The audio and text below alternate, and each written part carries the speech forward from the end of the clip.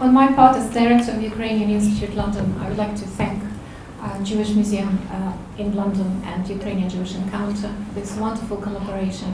And I'm absolutely delighted to see a Ukrainian-Jewish mixed audience to talk about this very tragic but hugely important, very sensitive, hugely important topic, which is important for the histories of both communities. And of course, it's very symbolic that it takes place at the eve of the Jewish Holocaust Memorial Day to be marked tomorrow.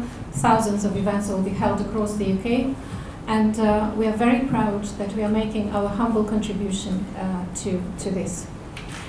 I would like to say that Ukrainian Institute London is an independent UK-based charity. We are not part of the Ukrainian government, and we are not funded by the government, so we are an independent voice, and we are not dependent on any business interests. This event is actually a part of a long-running series that Ukrainian Institute London has been implementing, which is aimed at bridging two communities, at trying to find understanding between Ukrainian and Jews, which share so many centuries of common history, but which are also divided in so many ways. And today we're going to tackle a subject which is very complex, but also hugely important for both communities. We are exceptionally lucky to have really speakers of the highest caliber imaginable. And inevitably, the city of Lviv, which is a city in western Ukraine, will become a departure point for us, a city which breathes centuries of history, which is also known under the name of Lvov, Lemberg. And it's a city which is especially important to Philippe, and his award-winning book, East-West Street, is the focus of that. I think thanks to that book, Philippe placed Lviv on the mental map of many Europeans and of many Ukrainians as well, who looked at Lviv in a different way. Just a few words about each of our speakers. So Professor Philippe Sands, he's QC, Professor of Law at the Faculty of Laws at University College London, and he is also a practicing barrister at the International Court of Justice and President of English PEN. And he's author of 16 books on international law, apart from East-West Street, of which I've already spoken. And of course, one of our speakers comes from Lviv as well, and it is Sofiya Dyak, who's director of Lviv Center of Urban History. She's Dr. Sofiya Dyak. She's got a PhD from the Polish Academy of Science, where she wrote a thesis on the history of two Central European cities, Lviv and Wrocław, which is now in Poland.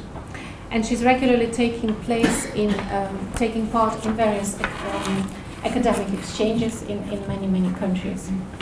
Lviv Center of Urban History, we're going to talk a little bit in more detail about what they do, but they do an amazing job in uncovering the rich layers of history in Lviv.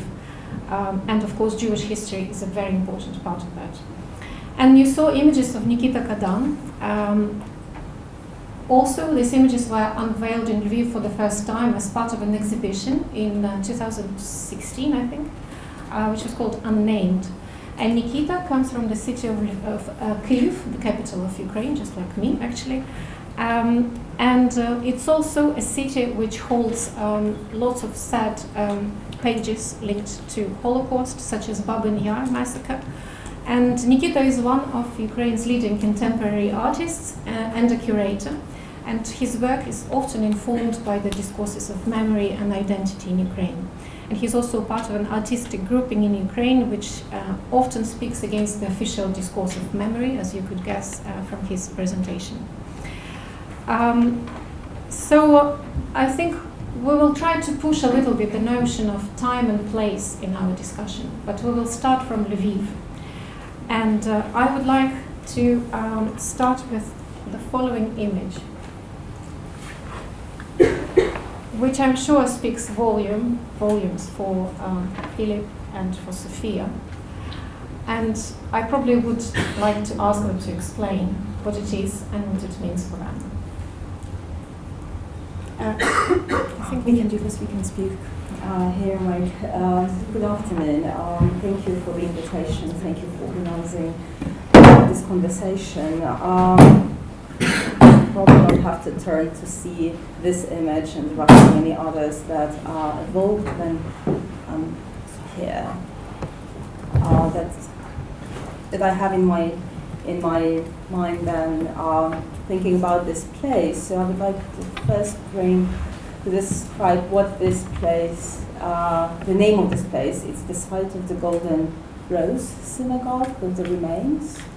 And the city of Lviv, as maybe some of you have been there, is actually has survived the war in the wars, 20th century. Remarkably well in terms of physical structure. See, and the place that you are seeing with the one of the walls of the building that was destroyed in 43, the Golden Rose Synagogue, is probably one of the very few places where you can see how the loss and the tragedy on the side of human lives, because hundreds of thousands of people were killed and did not survive the war, the genocide, the deportation, the hunger. And the place, the Golden Rose Synagogue, has been in this in slow ruination, but also manifestation of what is both visible and invisible, and what can be and how and what can be articulated officially, and what is or is not remembered privately, and by whom for post-war decades. And the question of what it should be is a very good way of looking what are the scopes of the way what we remember, what we choose to remember, who is remembering, in what way, and to whom. And the story of this site is very perplexed. It's and it's still open. So in many ways, and it also puts the question how some sites can speak and with what language. I will come back to the question of voice and languages, which probably will be circulating in our conversation. The Golden Rose Synagogue, which is a monument of history, and actually it was a monument of architecture recognized during the Soviet period, but as a part of Renaissance architecture, and not as a site of Jewish culture or the site of the Holocaust. So you also have to qualify this 1991 as a break, when many things have been changing in the 80s, and commemorating or asking the question what to do with the Golden Rose Synagogue rose in the 80s.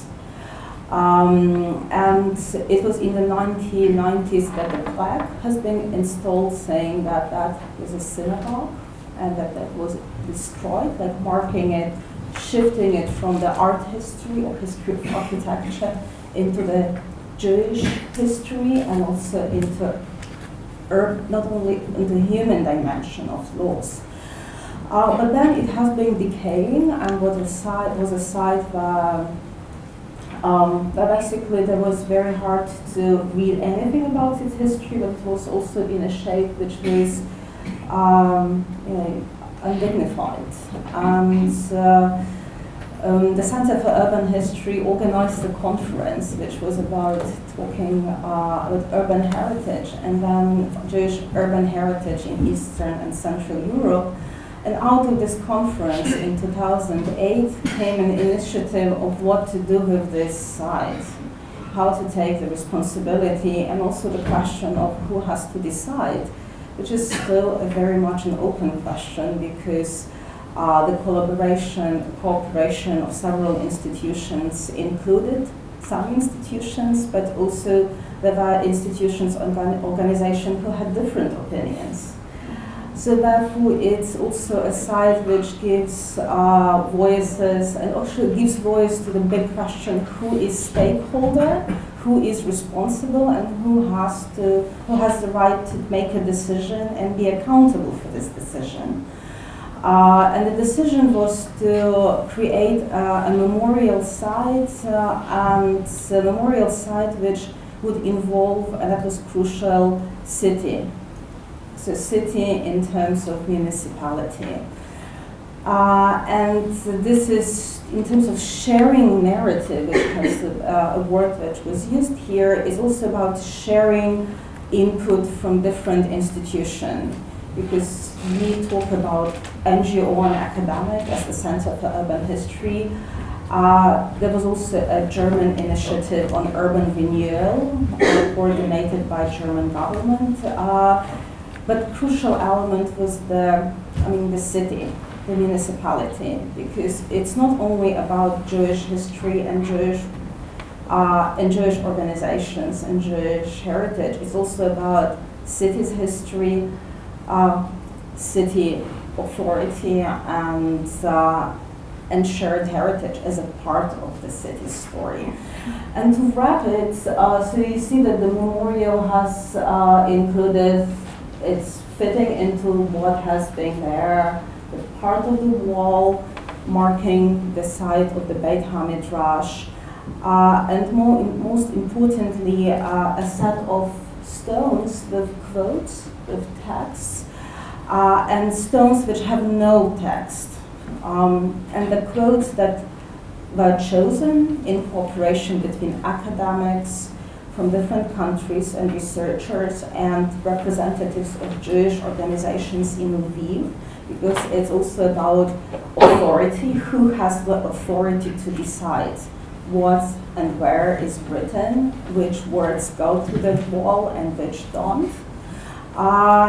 So this choice of 21 quotes cover from the 17th century until the post-war and post-Holocaust period, to show that there was life, there was death and murder, and there is memory, and then there is responsibility. It also is written, it's actually in different languages, so many of the quotes are, all of them are in original. So if you speak about original, so this is Hebrew, this is Yiddish, this is Polish, this is German, this is Dutch, French, Russian, and Ukrainian, because these were the languages that people who were Jewish and lived in the city in different periods wrote in. Whether it was their mother tongue, what they thought about this language, that's actually another conversation. But they choose to take pen and write these words. So it's multilingual character, and that's actually trying to see that Jewish community is not homogeneous, and it's very diverse, and it's very culturally rich.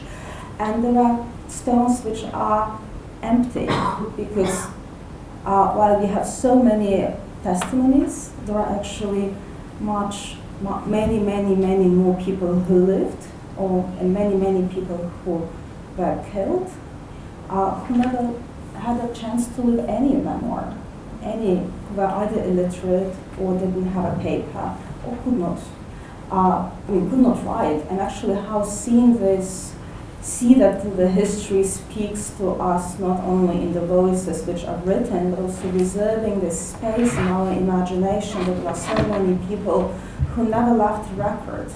Doesn't mean that they didn't exist, and it's actually some part that resonated with the work of Nikita, because these are the images that bring dignity, and people, probably many of them have never, didn't left us any record of their life.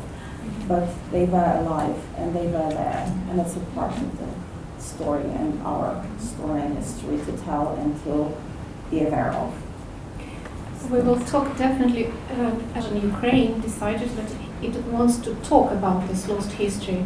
So 40% of Lviv's population before Holocaust was Jewish, and these numbers repeat themselves all across Ukraine, across hundreds of bigger and smaller towns and villages. And one of those people in Lviv was Philippe's grandfather, I understand. So this story is very personal to you, Philippe. It is. And I'm very pleased to be here with Marina and the Ukrainian Institute and the Jewish Museum. So thank you for organising this. It's an important event. It's also a very courageous event. And I sat in the second half of Nikita's exposition. You're a very courageous individual, Nikita, and you speak truth. And it's incredibly moving. And I've watched your work develop, and I'm very pleased you're here in London, and very pleased to have participated in your work in other contexts, including in Lviv. Just before I respond to this image, which of course looks very different from the first time I set foot in Lviv, which was in 2010, where the place was a dump, literally.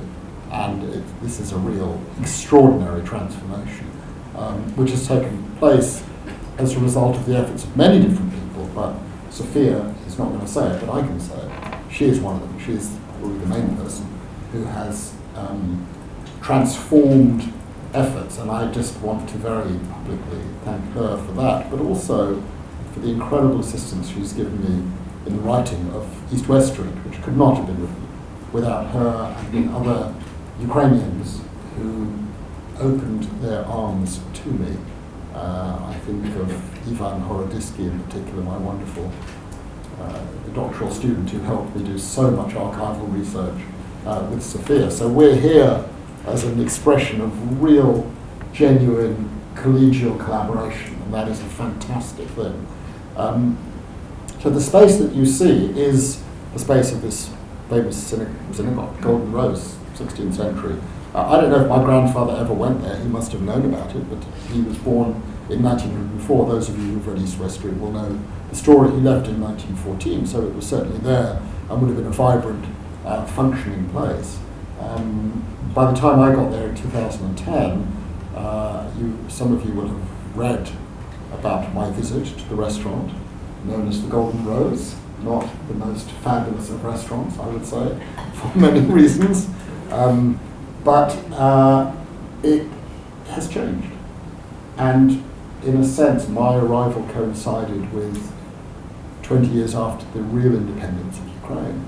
A renaissance, exactly as Marina and Natalia said, of the ability to talk about these incredibly difficult and sensitive things. And they're no more difficult and sensitive, however, than in any other country. As I said, I did an event with Henry Marsh in Lviv some time ago and commended the efforts of the mayor, of Sofiya and of others to really address these incredibly difficult issues. For those of you who come to London and might ask to go and see the Museum of Slavery or the Museum of Colonialism, where is it? It doesn't exist. We don't talk about it. We don't talk about what's happened in this country. I grew up, went to school, did my O-levels, did my A-levels. No one ever told me about what Britain had done around the world. I was just told Britain was great and only did good things. So I want to put it in that context to explain, the real challenges of doing what has happened here. This is a major, major thing that has happened, and it causes tremendous difficulties, which poses, and you've alluded to it, and I'm going to talk about it a little bit more now, and it's not a critique in any way, but it's important that people understand the story of a few words. Sofiya, in the planning of this, said at some point to me, is there a form of, are there words of anyone you've spoken to that you would be interested in having engraved on one of the stones? And I said, absolutely, there is actually. A lady called Inka Katz, who was the niece of Hirsch Lauterpacht, one of the four characters, in East-West Street. I met her a year before she died. I met her in Paris. I interviewed her. I recorded the interview. And she described to me in absolute minute detail what happened to her and her family in August 1942. And thanks to that, I was able to record in the book what happened to the Lauterpacht family. And I said to Sofiya, it would be great maybe to use, if you want, it's up to you, some of the words of Inka Katz. So she said, absolutely, and encouraged me. And I sent a few words of Inka Katz. And some of you who've read the book and some of you who've seen the sort of semi-staged version will recall the words are used. They're immensely powerful. She describes standing on an upper floor window of her home, watching her mother being taken, and this relates to what Nikita said, by Germans and Ukrainians. That was how she described it. That's how she described it to me, that's how I put it in the book. It wasn't for me to, that's her memory. And I sent those words to Sofiya, and Sofiya liked the words, and Sofiya proposed that the words be included, and the words were included, but the words were slightly modified. And I just want to be very clear, this is not a critique in any way of, you understand, we've talked about this many times. A small number of words were removed. The words, she was rushed by Germans and Ukrainians, was removed. And that created for me a moment for reflection. That's interesting. It's not an act of censorship overtly, but it's not an entirely accurate representation of what she said. But I understood also that at that particular moment in the construction of a sense of national identity and consciousness, in some members of the community in Lviv, those words would cause difficulty. There is a strongly nationalist community, and that would be likely to inflame reactions, just as it would inflame reactions in France when one talks about collaboration, or in Britain about slavery and colonialism. What I'm saying is that it's a universal difficulty that every society has. So I took the view that at the end of the day, less is more sort of works, and it's better that her words be there in some form than not be there at all. And I said, I trust your judgment, Sofiya. You know the particular circumstances, and if you feel that that is right for this particular moment, and if it helps transform a dump into a memorial, I'm happy to go with that. And that is what happened. I lived on the periphery of this act of construction, and it must have been a nightmare at certain levels to work through, because not only are you dealing with parts of a community on the Ukrainian side who are signalling that they don't want a memorial perhaps which indicates the kinds of things that Nikita has very courageously described, but on the Jewish side you've got members of the community, largely imported from Brooklyn if I've understood correctly, who basically don't want a memorial at all. They'd rather it be a dump than a memorial. And they would rather that, because what they think this space ought to be is it ought to be minutely constructed again and used again as a synagogue, used by precisely 0 people, because there's no community there to use it. So you and your incredible colleagues in the mayor's office are engaged in this incredibly delicate and complex act of juggling, in which I, as an outsider, felt it's not my fight to have. I will help my friend, and I trust her judgment, to engage in this delicate balancing exercise. But before anyone launches in any way, critical or supportive or non-critical, please understand the enormously complex reality of having to juggle different interests and different communities simply in the exercise of a single space. It is a remarkable and moving space. I don't know how many people here have been to Lviv and have seen it, but being there, and a lot of people have emailed me now, they go to the book or whatever and they go and see it, and have written to me from there the immense power of this space. It's a remarkable achievement. Thank you. Just for those people who have never been to Ukraine or have never been to Lviv, I just would like to say that Lviv is a particular city in Ukraine because traditionally it's a city where the national sentiment runs the strongest.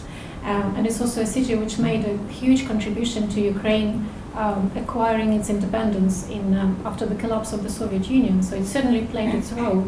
But it's a city which has a complex history linked to the Second World War, because as we know, it is associated, as lots of places in Western Ukraine, with a movement, underground movement, fighting against the Germans, against the Soviet, but also sadly associated with lots of atrocities against Jewish people. So it is quite remarkable that in Lviv, all these different groupings, obviously, they have complex relationships, but the fact that the civil society and the Lviv Center for Urban History and the city authorities managed to have a dialogue on this, which resulted in this amazing project, is quite an achievement in itself for Ukraine. As Philippe mentioned, yes, it is a very difficult issue, and just to demonstrate to you how deeply run the feelings in the Ukrainian community, I would like to offer you a snapshot of Facebook comments which were published which appeared after we published this event online, and I just would like to read a couple of them for the speakers, and then we will try to have a discussion around them. The Holocaust is taught in schools and shown in films and documentaries on TV. We need to be taught more of other catastrophes, such as Lenin's Stalin Pol Pot, Holodomor genocide, the Great Chinese Famine, Cambodian genocide, billions of people died. Soviet people helped the Nazi, another comment. Holocaust of Jews so highly popularized that even Ukrainians who have lost at least 30 million in 20th century murdered by Soviet-Russian regime continuously are talking about 3 million of Jews murdered by German's Nazi regime. And some other comments. I understand that this can cause quite strong feelings among the members of the Jewish community, but I thought the purpose of today's uneasy discussion would be probably trying to understand and probably to contextualize comments and also bring some numbers and try to think why the two extremes of this of this situation are so difficult to bring together. In this regard, I would like to talk about a frame offered by a well-known US historian, Timothy Snyder. Probably some of you know of him, and his seminal volume called The Bloodlands, where he talks about these areas where most of Jews lived and where millions of them died because of the Holocaust by bullets, which are today's Ukraine, Poland, and Belarus, and the Baltic countries. And interestingly, Snyder looks at this in a broader frame. He talks about 1930s and 1940s, and he pins a number to it. 14 million people died on these lands in the space of some 15 years. And they died as a result of artificially engineered famines. For example, a Ukrainian famine in the early 30s. 4 million Ukrainians died as a result of that. They died as a result of Stalinist purges against intelligentsia, against party people, etc., against ethnic minorities. And then when the Nazis arrived, millions of people died. 6 million Jewish people died in the Holocaust. He also pins the number 5 million of Ukrainian civilians died during the Second World War. And on top of that, of course, soldiers who were fighting in the Red Army against the Nazi. So it's an extremely, extremely complex picture if we look at it. And my question is to Philippe. How important do you think it is to try and look at these events from this angle and to contextualize Holocaust as part of this frame? Very important. I mean, the book is interesting. I don't like the title. I think it's a very, very unfortunate title because it creates, for any reader who is unfamiliar with the place, a snapshot impression that simply does not accurately cover the reality of this place. There are many bloodlines around the globe. This place does not have a monopoly on horror, and it gives the impression that it does. So let's separate out the title of the book and the substance of it. I think he is absolutely right to contextualize. Interestingly, I was just this morning reading an interview with Agnieszka Holland, the film director who's made a new film called Mr. Smith, about to come out, which is one of the very first films, actually. Mr. Mr. Jones, sorry. Mr. Jones. Which is one of the first films, I think, mainstream films, that's going to look at the Holodomor and describe what happened, because people are really not aware of what happened. And context is everything. I obviously don't justify killing or mass killing anywhere in any circumstances or in any form, but to understand what happened to my grandfather's family, to the Lauterpacht family, it is necessary to put it in context, not as a way of justifying the horrors that happened. Please understand that's not what I'm doing, but to simply home in on 1941 and look at what happened then, as Nikita's work so graphically explains, is inaccurate. Maybe I can explain it from this perspective. Some of you may have seen a film that I made with David Evans. His partner actually is the director of the Jewish Museum, Abigail, can't be here today.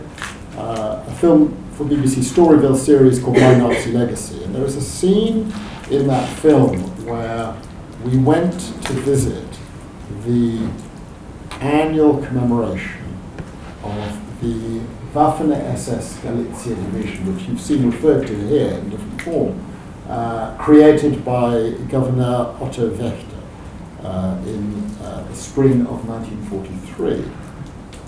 And it was a curiosity to go. It was pretty shocking, frankly, to go and see some of the characters dancing and celebrating in Waffen-SS uniforms, but there you are, that's what some people like to do on a Saturday afternoon, and that's what we did. And we got to talk to them. And of course, the narrative that is explained is that for some, Otto Wächter, Nazi governor, was a savior. He was a savior because he was one of the people who helped create a sense of Ukrainian identity in the context of the German occupation in the struggle against Russia stroke the Soviets. Okay, now, I don't for a moment say that justifies what some of these people or their predecessors may have done to Poles or to Jews or to Roma or to others. But you need to understand. It's really important to understand, and I didn't understand it in 2010, to the full extent I understand it now, the sense of feeling of wrongdoing imposed on one group living there by the Soviets in the 1930s, and the desperate desire to get rid of the Soviets. And along come the Germans, and great, they're going to throw the Soviets out, send the Poles back to wherever, and get rid of the Jews. And that, from a Ukrainian perspective, or one Ukrainian perspective, perhaps not the method, but the end result, is an attractive thing to do. And so the Nazis come to be seen, in that context, as bringers of freedom and bringers of identity. So I think you need, exactly as Snyder does, and I've learned, contextualize, not to say what happened was justifiable or right or not a crime against humanity or genocide, it was, but to understand the passions that different groups have. But equally, you've got to go back further in history. You've got to go back to this extraordinary period in the 1920s and end of the 19th century, when Lviv was a thriving, multicultural, hugely intellectual, hugely interesting centre of Europe. I mean, an extraordinary place. And that leaves an impression on me because I draw parallels between a place like Lviv, Lemberg, and Lvov in, say, 1910 and London in 2010. And we sit here in this incredible city, diverse, multicultural, feeling we live together with other communities. There are tensions from time to time, not quite as terrible perhaps as occasionally erupted or did erupt in Lviv. And the people who were living there in 1910, 1915, 1920 could not have imagined what was going to come within 25 years. And that forces us to ask the question, could it happen here? And of course the answer to that question is absolutely it could happen. Absolutely, 100%. The city that we now occupy in this space could in 25 years' time, I'm not saying it will happen, but we cannot exclude the possibility that it could happen. And that forces could come in which remove certain people.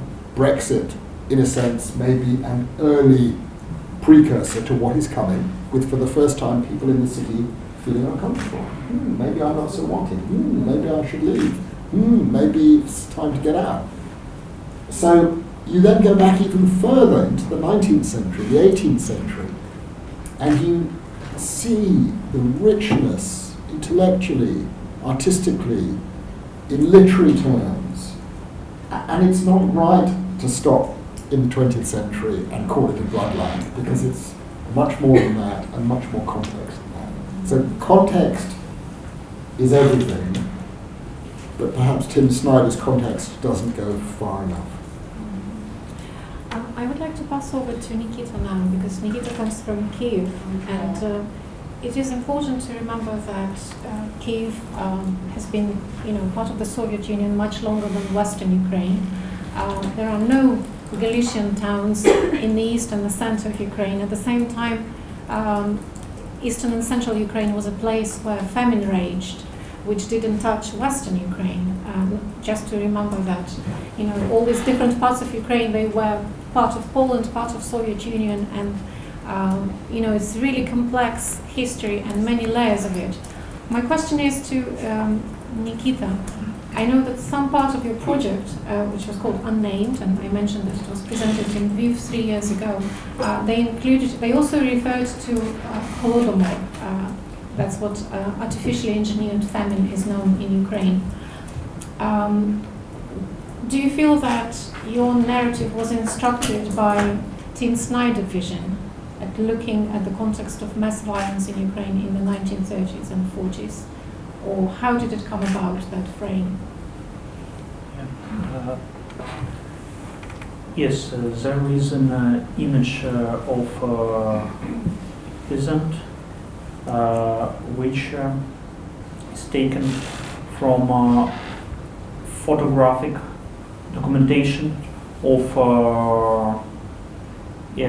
people dying on the streets of Ukrainian city of Kharkiv, and actually people from villages who hardly escape the village totally destroyed by famine to die in the city. And there are very few photographic images of Holodomor in Ukraine, and it's almost half of them are from Austrian engineer Andreas Wienerberger, who worked for Soviet Union, who made these photographs, who took them from the West, so he could be treated as a hero who did so much for Ukraine, and then immediately these images were used by Nazi propaganda against Soviet regime. So there are not only what we see on images, but history of how these images emerged, how they were used, and so on.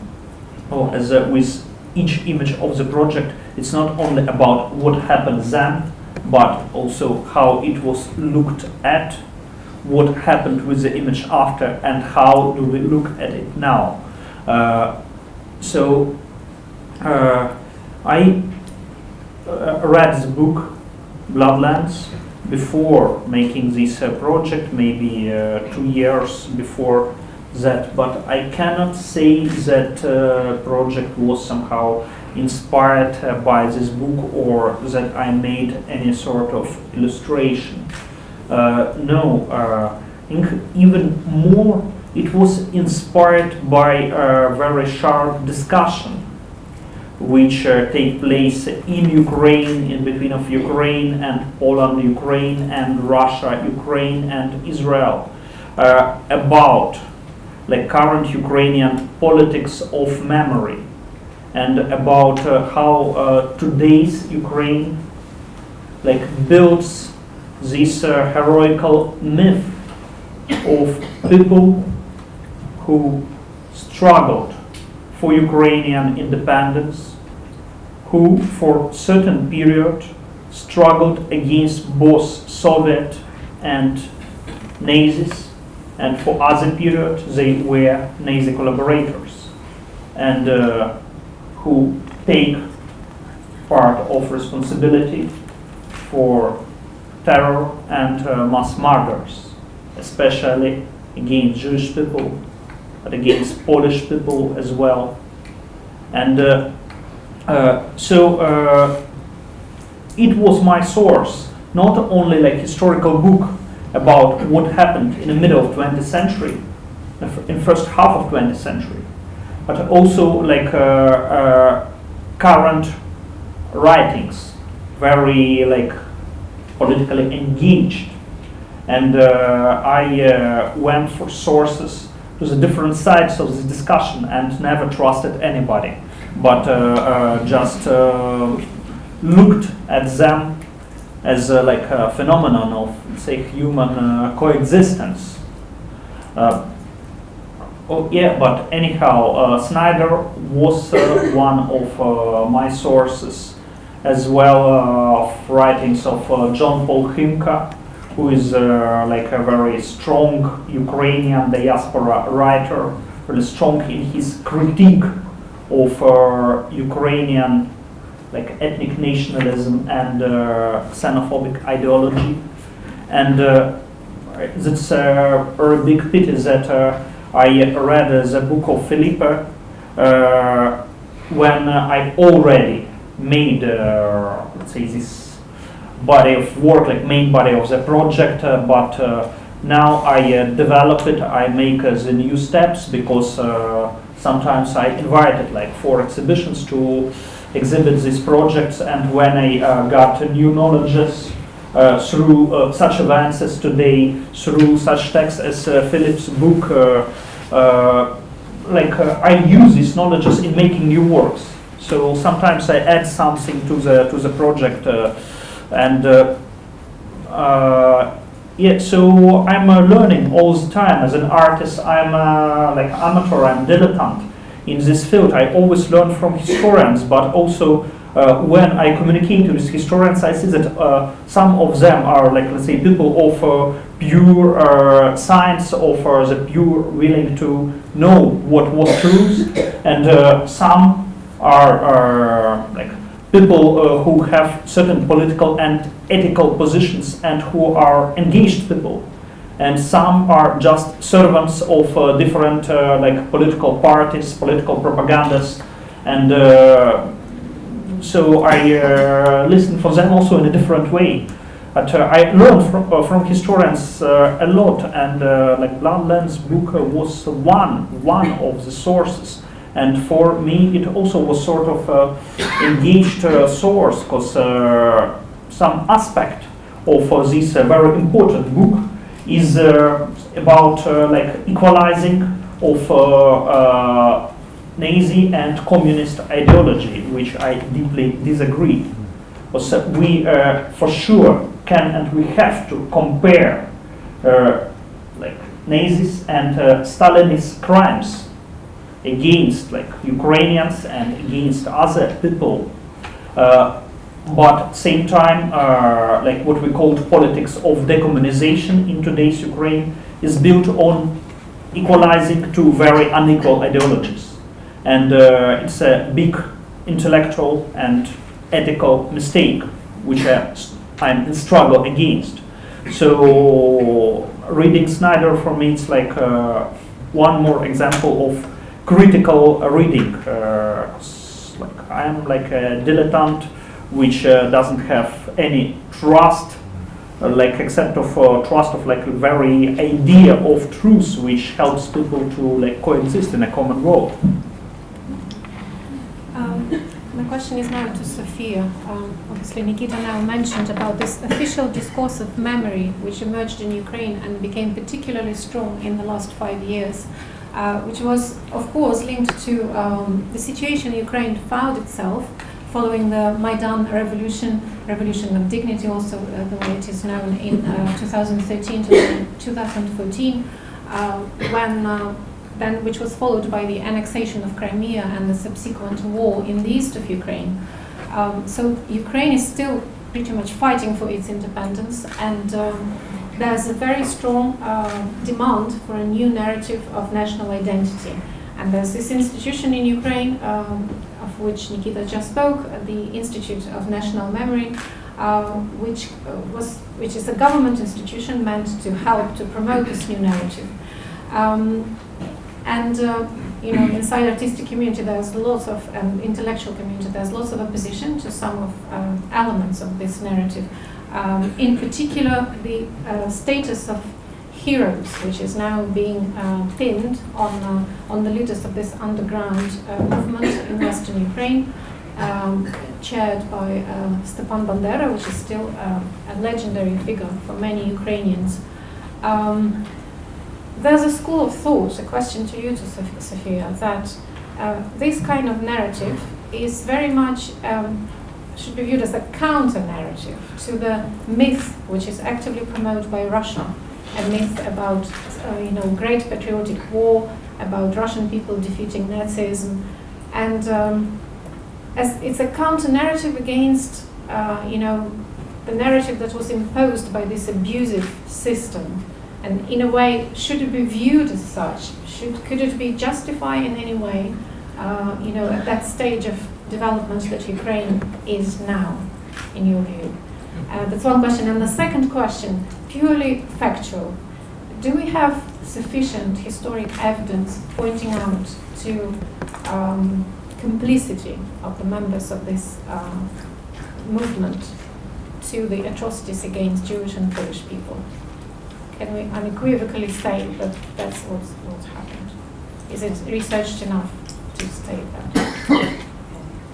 So I will begin with where we are in Ukraine. If you think about official narratives, what is official, I think it's important to again take a little bit longer view and come with the legacies left by the Soviet state, which our history has been deeply used as a propaganda instrument, and with dynamic coming from top down. And I think that you cannot switch a state from one to another in 1 year. So it doesn't happen.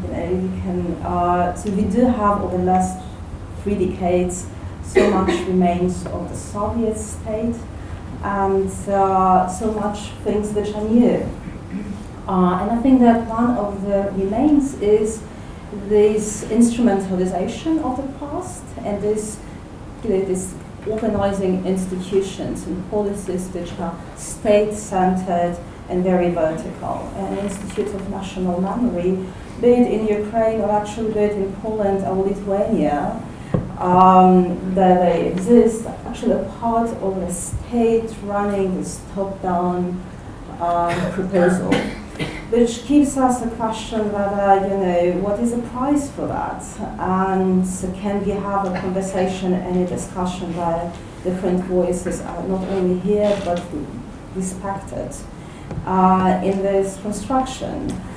But the differences also are there because some of researchers of historical cultures after 1989, 91 notice it's a pluralized.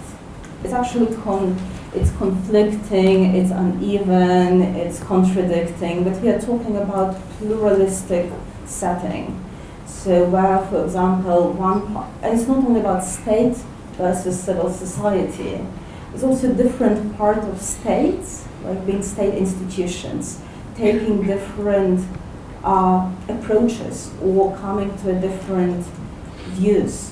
And in Ukraine, we do focus on the Institute of National Memory also from outside when you research, and they are really very strong in legislative part by adopting. We're actually turning the discussion of the past into the conversation, how to use law as an instrument to codify a conversation. It's actually the worst thing that can happen. If you impose a law, this is the end of, it's actually not the end, but it's really the next conversation. But on the other hand, it would be really mistaken to think that it's an institution which is dominant. There are so many other institutions, state-related, state-funded, non-state-related, state-funded, that challenge this, that propose different reading. And I think that this is something that gives a chance to reflect, to discover, to start, and then continue, and then find out things you thought that you would never find, to learn things you would never imagine are there.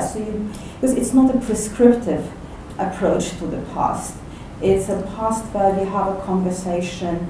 It's an instance for conversation today about tomorrow. So, if you think about the place the Holocaust remembrance occupies in official discourse, one way to say is that actually it entered it.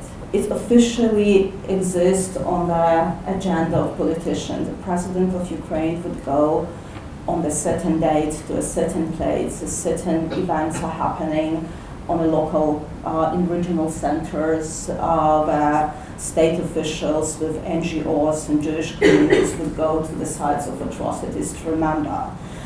I think that the biggest challenge is actually how to see Holocaust not as only as a part of Jewish history, but as a part of Ukrainian experience. And what does it mean? What do we mean when we say Ukrainian? Not ethnically, but actually as a group of people today, a society which reflects on the past, and not along the bloodlines, but along of the intellectual and emotional empathy and solidarity in a way. And I think that this one have to really to take the Holocaust took place in villages, in towns, and it touched everybody who was there. There was actually no way, as we see more and more research, that people would not know what happened. The smell, the noise, the visibility. You know, it's not about concentration camps. It's about red lines next to each small town. So this is something that, on one hand, bloodlands do help to think about territory and place. On the other hand, they do take something away, which I think is problematic. They do take agency away from these territories, because agency is about choice and responsibility. And I think that reading of this book in Ukraine has been very telling about the problem it has, in a way, is that the wish to say that it was them, not us. It was Soviet regime over there that did all the bad things. It's actually not our imagined community nearby and in the past that is complicit. And of course, that's the question. So therefore, if you think about frame neighbors, is a much better frame to think, because it's about closeness and it's about different reactions and it's about choice to collaborate, to not to collaborate, to stay away, to help, not to help, and all the context of how and why people do certain choices, under what circumstances, and helping us to understand why we are doing them today. And I think it's also, so this bringing Holocaust into the way we formulate the history of Ukraine. But also how to, if we think about Holodomor and the famine, I think that bringing them together has been really done with a big problem of competition of victims, and which is one set of problem. Another set of problem is causality. So that trying to justify, and then we are back to the topic that Nikita raised, this idea of Judeo-Bolshevism and communism, and we can spend hours discussing this, but kind of, creating the sense that because there were, put it this way, that Trotsky was Bronstein, and then there is this Soviet project which has more Jews in, actually, without even asking a question, whether people who were communists actually thought about themselves in national and ethnic terms. Actually, they were not. It's actually precisely the thing that they wanted to leave behind, and it's creating this essentialist ethnicity, which is very, very problematic. But I think it's also important to think about the famine, how it is also part of Jewish experience on the territory of Ukraine, because as people were dying, people were seeing. It's also, you have to think that we write history. If you look about past as a national past, we dissect or we take a part of the reality out of place and out of neighbors, out of context, and see it as in a vacuum. And this, if you look at the places on the level of city, of village, then it's all part and connected. So these experiences are connected, and how to bring this view from below in the way we see history, but also in the way we administer history, like not an institution in a capital city with the power of executive state institution to tell what to think on the local level, but actually quite to reverse how researching and discussing local experiences, which are very global, because like we see Philippe, his family history is in the town of Zhovkva, Zhulkiv. So this local history and build up the narratives, which probably will not be super coherent, very structured, maybe not that much shared, and not very much, structured probably, but probably will bring more of humanity in all of the shades and all of the stories, with collaboration, with help, with death, with individuality, because without understanding how evil choices were made, we can't appreciate the importance and fragility of good choices and how hard it is to make good choice in extreme situations. So that's part where I think in Ukraine we are probably, this is the biggest challenge, because it runs against the culture of academia and the culture of politics, which we have we inherited. But there are really plenty of different institutions, there are plenty of different initiatives. However small, they give a promise that there might be something which is more networked and neighborhood and neighborly way to look at the history and have the history of this place and the territory of Ukraine and neighboring as open-ended, as inclusive as possible. But that's very, very counterintuitive in a way, and very hard to tell for the politicians, because this is not something where you can set up a clear message and a clear goal to achieve. So that's how I would say. Politicians prefer simpler messages. I'd like to ask Philippe, how legitimate do you think this comparison or the attempt to compare Holodomor and Holocaust as these two biggest traumas for Ukrainian and Jewish people respectively, trying to make the case that yes, they were both engineered by totalitarian regimes, yes, they were both silenced for a long time. Do you believe that this is something that could bring Ukrainian and Jewish communities together, recognizing these two terrible things as trauma? I have no idea, but I'm sort of instinctually against sort of league tables of horror. When East-West Street came out, I did an event at the Los Angeles Holocaust Museum, and an elderly lady put her hand up when it came to questions. She said, "Terrific, Mr. Sands, terrific.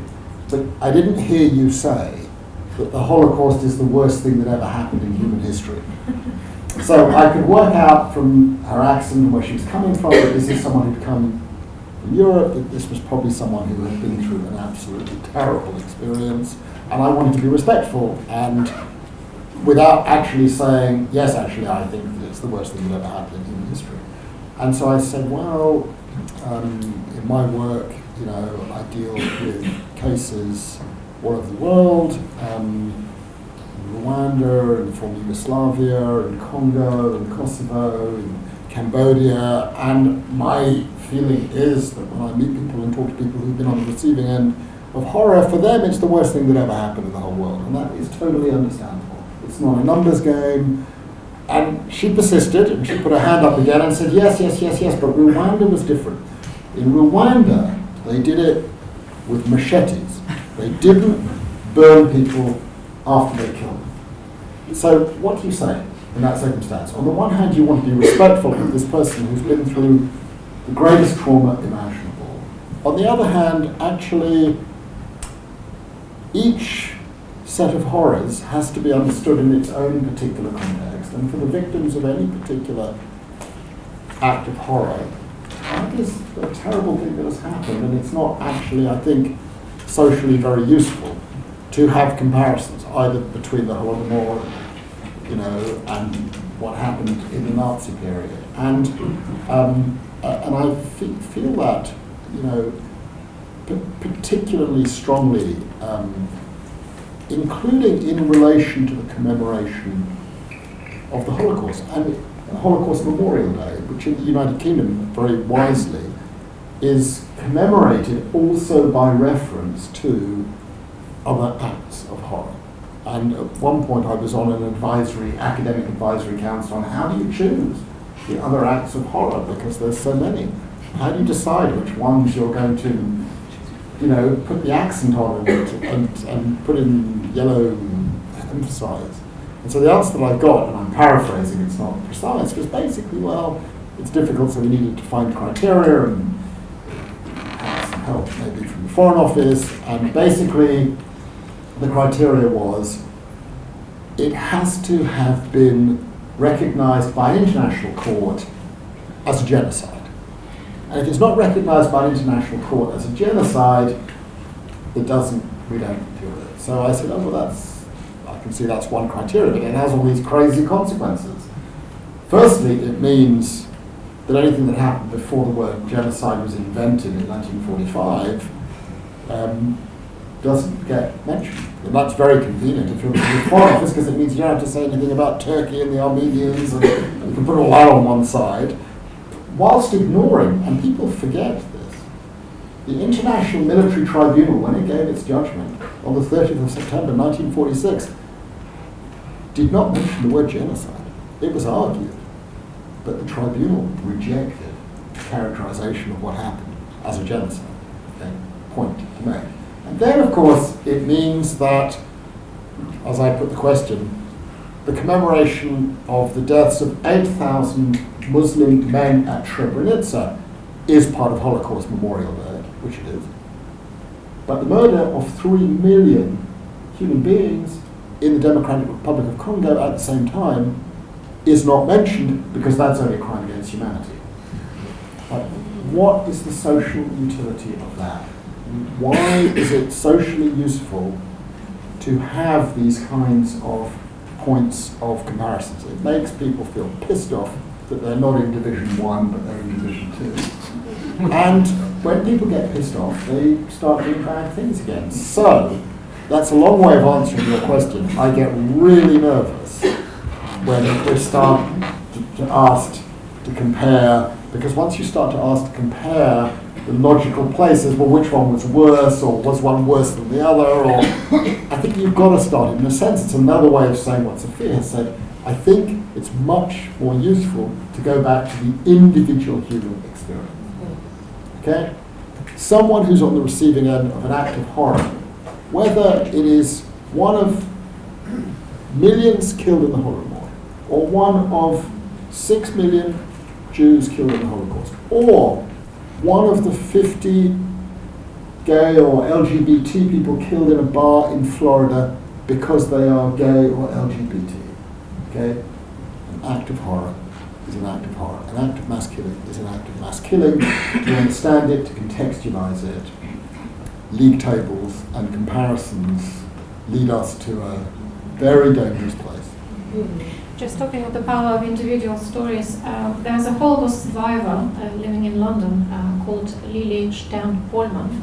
She's sending her regards to Yes, you. and I sent it back to her last week. And she will be speaking at the Yes. Hampstead Synagogue tonight. And her story is truly illuminating Right. because half of her family perished because it was denounced by Ukrainians. She lived in Lviv at the time. And the other half of her family, including herself and her mother, were actually saved thanks to Ukrainians again, because they were hidden in a convent of the Ukrainian Greek Catholic Church. So this is truly, an illustration just how complex individual human stories are and how difficult the history to interpret is. I have a question for Sofiya and Nikita, and then we'll have time for question and answers.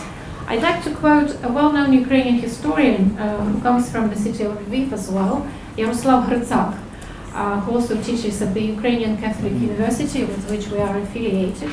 And he said, those of us who believe into a special mission of intellectuals should apologize to the Jews on behalf of Ukrainian people or prompt our political elites to make that symbolic gesture.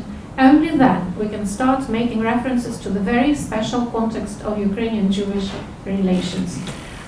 Sofiya, do you see much support among Ukrainian intellectuals towards such position? I think, and I did hope that it's growing, and I think that it's a part. I think it's a part of a larger trend to both apology as acknowledgement, and I think that this is really what is hugely crucial for having Ukraine as a society and state, which is inclusive. And I think that this is a part of being inclusive towards one's own past. You have to start by taking responsibility, which actually, thank you for quoting that. I think that there is actually more and more conversation going on collaboration, a question you have asked and I didn't follow through. And I think that part of that, we can talk about culture and coexistence and art and creativity, but it doesn't really has a depth if we do not acknowledge the death and the suffering and complicity.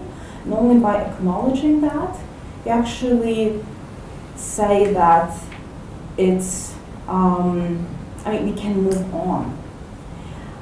So if you think about complicity and collaboration, I think it would be impossible to say that people who are right now living in Ukraine and mostly over 50 are complicit. No, I mean that most of people haven't been, are being barely children, some who are during this period.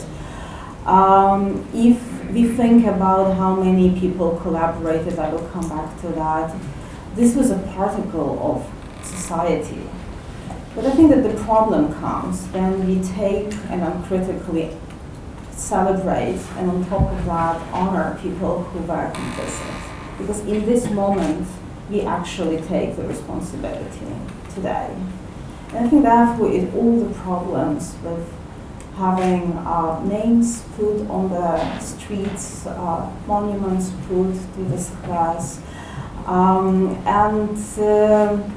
and actually trying to find the way to write a history of Ukraine. So if you think about, and it's one of them, it's actually, so in other ways, I think it's not only about adding a Jewish history or history of Jews in Ukraine to the history of Ukraine. It's not a mechanical, actually adding Polish or Russian to the history of Ukraine. It's not a mechanical act. So it's not about one more. It actually requires reconfiguring all the setup. And that's very hard because that actually calls you to rethink what is state, what is society, what is continuity. I think for the 20th century here is a big part of Ukrainians' challenge for Ukraine is not only who we are as Ukrainians, politically or as political nation or ethnic nation, we are actually going into the political nation, which means citizens. But it's also what kind of state are we building and living? Because our state is not an end, aim. And you think about states, we've actually had quite a lot of states on the territory of Ukraine. And I actually would say that it doesn't help much to treat them all as occupation. Because in many ways, I mean, my grandparents were citizens of Polish Republic, as were yours. And my grandparents of the Austro-Hungarian as were yours. So actually Soviet Ukraine doesn't qualify and Soviet Union as occupation because it's a part of, it's a long story, it's a longer conversation. It actually brings us into questioning what our relation between state and citizens and what we want to have and where is the line that one cannot cross. That was the line in the Maidan, that the state that kills its own citizens is not legitimate. That's actually the line. And if you think about the question of collaboration, I think part of owning this conversation is really crucial for the values that we have as a political culture and state, because only having this sincere discussion, we are able to tackle serious questions. And that's actually is really something that is fairly recent. It's probably going not as much and not as quickly as we would like to. But we also have to think that after the war in Soviet Ukraine, there was really very prescribed ways of talking about collaboration. At the same time, there was a lot of trials. Basically, Soviet Union and Soviet Ukraine tried more people than any other country of alive and sentenced for collaboration. And then the whole story flipped because collapse of the Soviet Union meant that everything that Soviet Union was against was actually positive. So this was a good thing. So we had this minus flipped plus. On the research on collaboration, still a lot has to do, but we possibly can, there's a whole spectrum.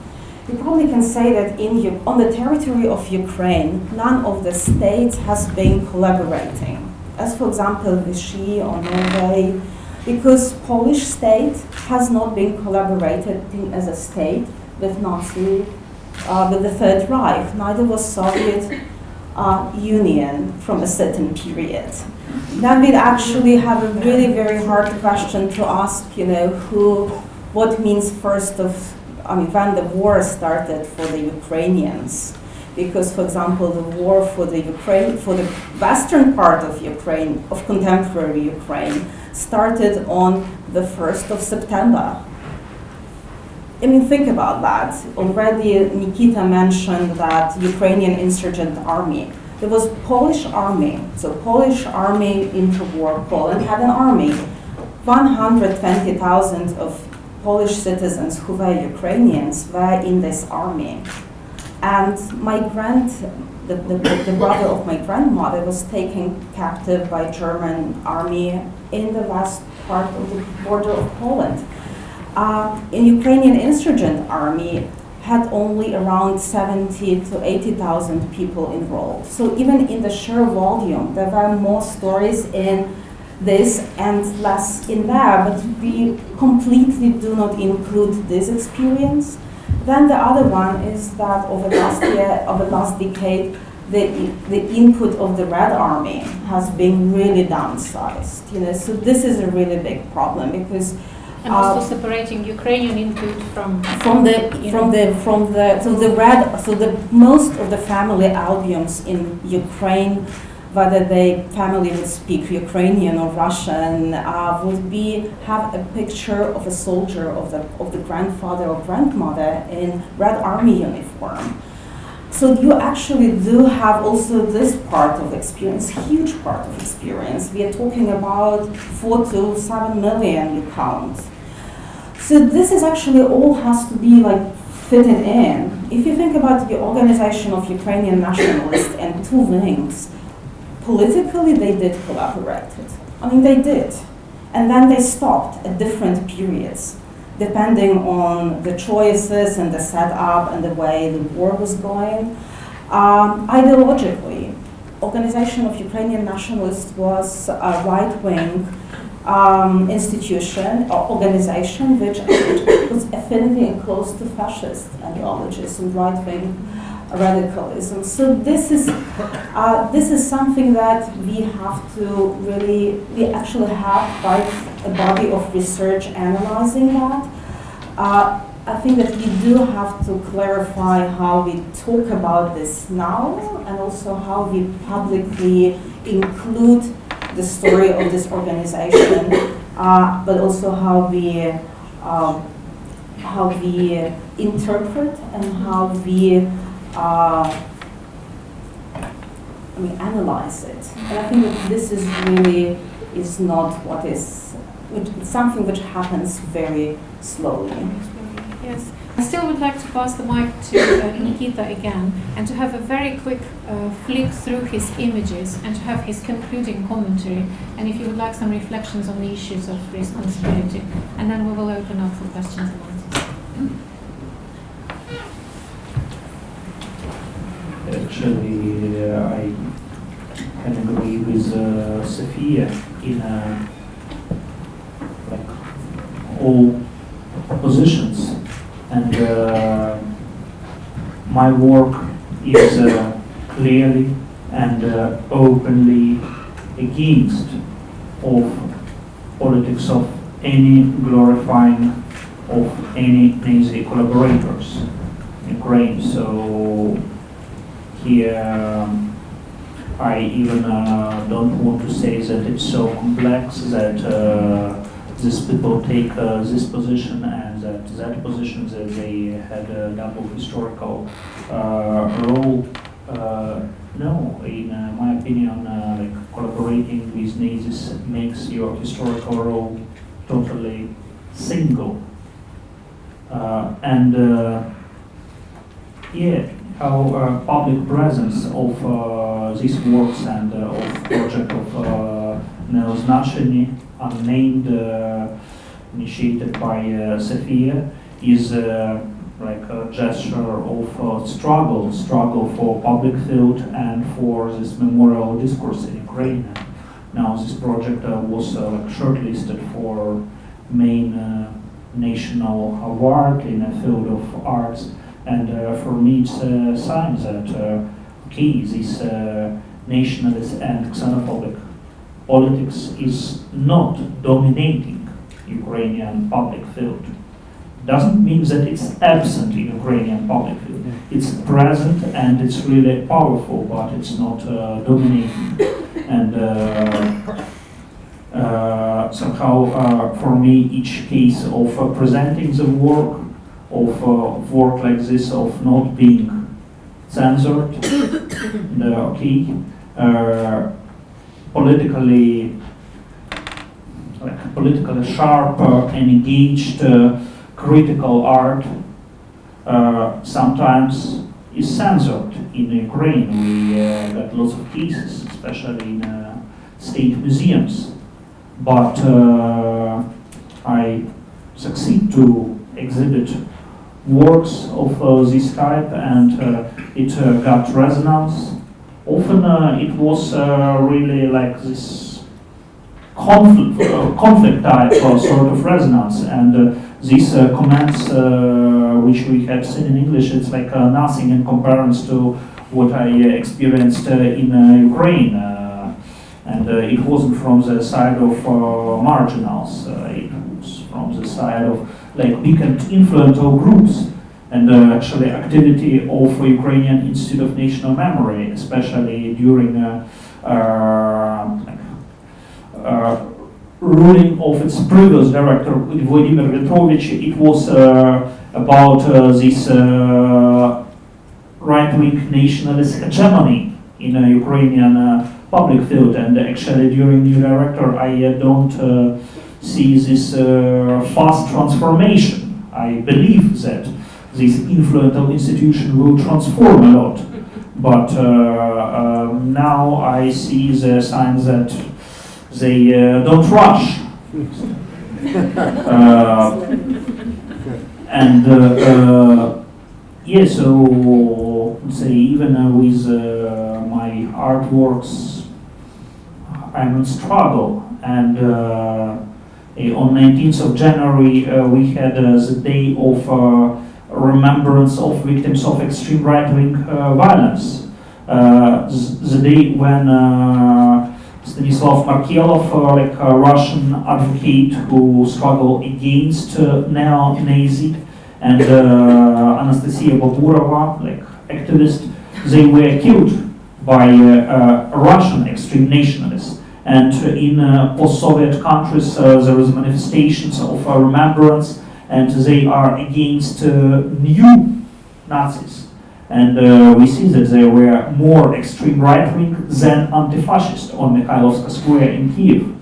And it repeats again and again, and lots of cultural events, intellectual events are attacked, like first of all, that are feminist and LGBT events, but also we see like aggression against Jewish monuments and Jewish graves. We see this in Ukraine, and we see it quite often.